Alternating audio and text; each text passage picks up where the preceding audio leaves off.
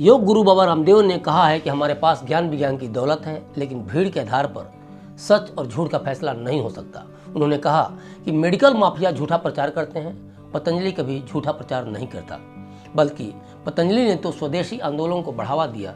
जो झूठ फैलाया जा रहा है उसका पर्दाफाश होना चाहिए। बीमारियों के नाम पर लोगों को डराया जा रहा है।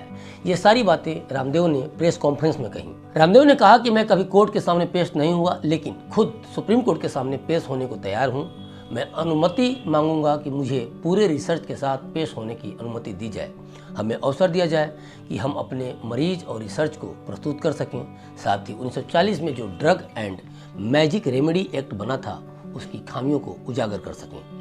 बाबा रामदेव ने कहा कि लोगों से कहा जा रहा है कि एक बार बीमार पड़ गए तो जीवन भर दवा खानी पड़ेगी। हम कहते हैं कि दवा छोड़ दो, आप नेचुरल लाइफ जी सकते हो। उन्होंने कहा कि हम सैकड़ों रोगियों की सुप्रीम कोर्ट के चीफ जस्टिस के सामने परेड कराने को तैयार हैं, सारे रिसर्च देने को तैयार हैं। ये गुरु ने कहा कि हमारे पास सैकड़ों साइंटिस्ट हैं, हमने सैकड़ों रिसर्च प्रोटोकॉल फॉलो करके रिसर्च पेपर इंटरनेशनल जर्नल में प्रकाशित किए हैं। उसके बाद हम दावा कर रहे हैं। उन्होंने कहा कि सच और झूठ का फैसला पूरे देश के सामने होना चाहिए। एलोपैथी वालों की संख्या भारी है, उनके पास लाखों करोड़ का साम्राज्य है, तो ऐसे सच और झूठ का फैसला नहीं होगा। उनके पास हॉस्पिटल ज़्यादा है, डॉक्टर्स ज़्यादा हैं, तो उनकी आवाज़ ज़्यादा सुनी जाती है, तो हम कम पैसे वालों की आवाज़ नहीं सुनी जाएगी। रामदेव ने कहा कि हम दरिद्र नहीं हैं, हमारे पास ऋषियों की ज्ञान की विरासत है, लेकिन हमारी संख्या कम है।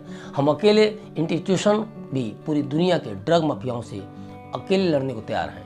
स्वामी रामदेव कभी डरा और हारा नहीं। हम ये लड़ाई अंतिम लड़ाई तक लड़ेंगे। साथ ही उन्होंने कहा कि सुप्रीम कोर्ट का हमेशा सम्मान रहेगा। जानकारी के लिए बता दूं कि बाबा रामदेव का ये बयान सुप्रीम कोर्ट द्वारा उनकी कंपनी पतंजलि आयुर्वेद को कड़ी फटकार लगाने के बाद आया है।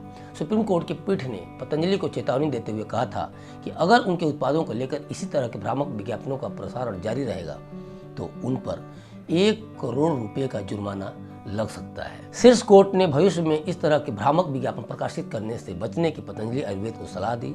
अदालत ने कहा कि पतंजलि को यह सुनिश्चित करना चाहिए कि वह प्रेस में इस तरह के बयान देने से दूरी बनाकर रखें। कोर्ट ने अपने निर्देश में यह भी कहा कि पतंजलि आयुर्वेद भविष्य में ऐसा कोई विज्ञापन प्रकाशित नहीं करेगा और यह सुनिश्चित भी करेगा कि प्रेस में उसके ओर से इस तरह के कैजुअल स्टेटमेंट न दिए जाएं। इसके साथ ही इस मुद्दे को एलोपैथी बनाम आयुर्वेद की बहस नहीं बनाने की भी हिदायत दी गई। जानकारी के लिए बता दूं कि इंडियन मेडिकल एसोसिएशन यानी IMA की ओर से याचिका दायर की गई थी, जिस पर कोर्ट का यह आदेश आया था।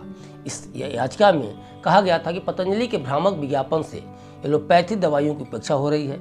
इंडियन मेडिकल एसोसिएशन ने कहा था कि पतंजलि के दावों की पुष्टि नहीं हुई है और ये drugs and other magic remedy act 1954 और कंज्यूमर प्रोटेक्शन एक्ट 2019 जैसे कानूनों का सीधा उल्लंघन है। इस मामले में सुप्रीम कोर्ट में अगली सुनवाई अब 5 फरवरी 2024 को होगी। अब मामला क्या था, जरा इस पर भी बात कर लेते हैं। जानकारी के लिए बता दूं कि पतंजलि आयुर्वेद ने दावा किया था कि उनके प्रोडक्ट कोरोनिल और सोसारी से कोरोना का इलाज किया जा सकता है। इस दावे के बाद कंपनी को आयुष मंत्रालय ने फटकार तक लगाई थी और इसके प्रमोशन पर तुरंत रोक लगाने को कहा था। अभी तक के लिए बस इतना ही। मुझे दीजिए इजाजत। शुक्रिया।